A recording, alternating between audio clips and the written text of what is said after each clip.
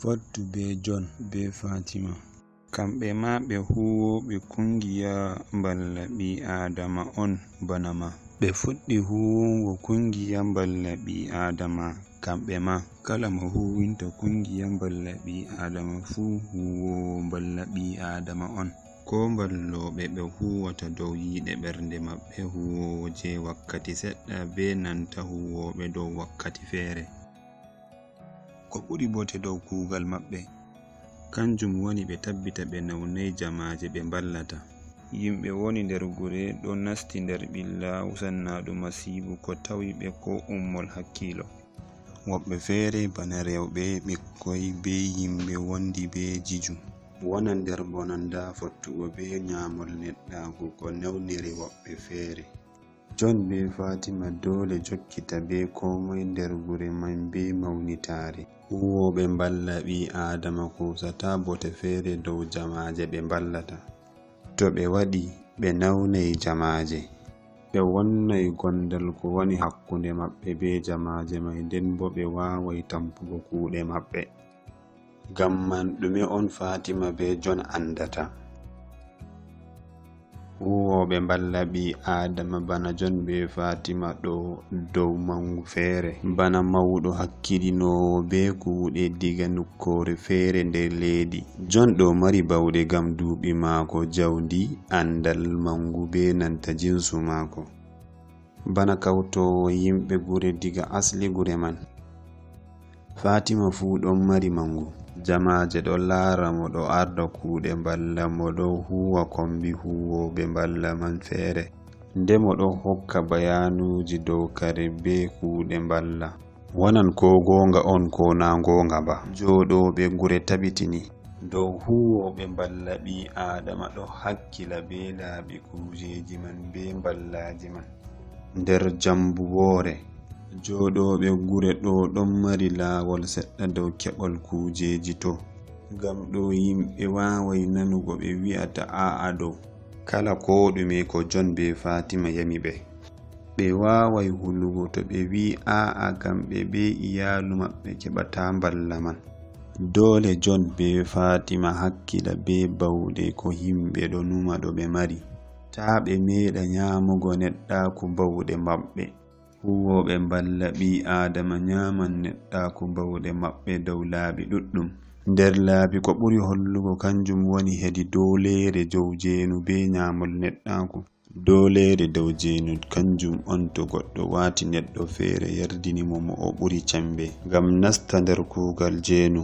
Misalu, to huwowo balla ɓi Adama ɓeddini goɗɗo dow ko handi ko o hokka ko o hokki seede ngam Jeenu, to wonan Jeenu on ko laati memai ɓandu. Misalu dow online ko lellugo lalal hedi lungi juunde. Nyamol neɗɗaku dow Jeenu ɗo fe'a to goɗɗo doli neɗɗo feere mo yottai mo sembe.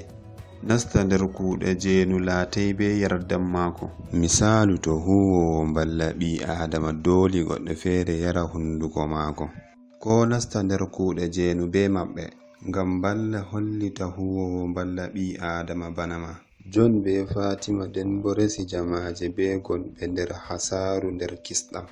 Woodi diidaji marɗi bote seɗɗa ko kala huwowo balla ɓi Adama fu tokka.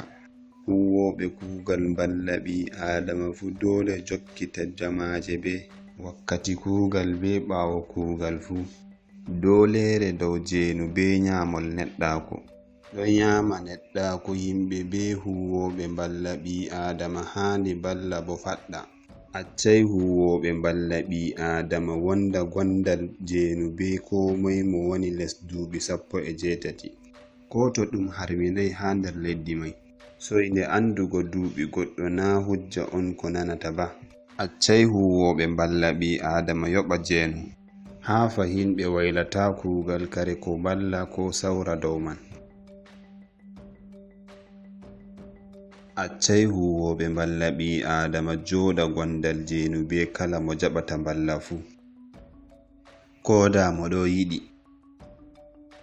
To kala diidaji ɗo yawama, huwoɓe balla ɓi Adama fottan be kiita nden bo wawan tampugo kuugal maɓɓe. Nder leydi dama ɓe wawan fottugo be kiita caatuɗum. ɗume on to John be Fatima ko kala ko moy ha nder gure man tammi kala dolere dow Jeenu be nyamol neɗɗaku fu diga huwowo feere. Dole ɓe wulla kala ko wawata ko fe'ano dole dow Jeenu ko nyamol neɗɗaku ko laari ko ɓe nani dow man, ta ɓe wiɗita ɗum be hoore maɓɓe. Ɗum kuugal goɗɗo feere on wiɗita ko fe'i. To huwoɓe balla ɓi Adama bana John be Fatima ɗo hula wullugo, ɓe wawan wullugo ɗum laatay woodi mo andi hedi hakkilinowo be dolere dow Jeenu be nyamol neɗɗaku nder kungiya maɓɓe ko bo hedi laawol wullugo man feere, ngam resugo bayanu man nder sirri, ta ɓe yawta ɗum be ko moy. Kala kungiya balla ɓi Adama fu keɓina yimɓe laawol lamgol be koyɗum, ngam ɓe yecca ko ɓe mari haaje. En yiɗi yimɓe fu wona nden ɓe nana ɓe ɗo nder kisɗam nden bo ɓe faɗɗa ɓe daga nawnere. Dolere dow Jeenu be nyamol neɗɗaku ɗo kosa bote dow yimɓe gonɓe nder hasaru. Fuu meɗen dole en haɗa dolere dow Jeenu be nyamol neɗɗaku. Kala ko John be Fatima ekkiti nder beɗu bidiyo ɗo dow ma be nanta kuugal ma. To a ɗon mari yamɓe feere dow jangirde ɗo, useni a tawta hakkilinowo be dolere dow Jeenu be nyamol neɗɗaku ha nder kungiya mon, ko bo a wawan woldugo be ardiɗo ma ha babal kuugal, faɗɗowo hakkilinowo be nyamol neɗɗaku tana ko bo ardiɗo feere. Ngam ɓeddol bayanu a yaha lengeru www.interaction.org.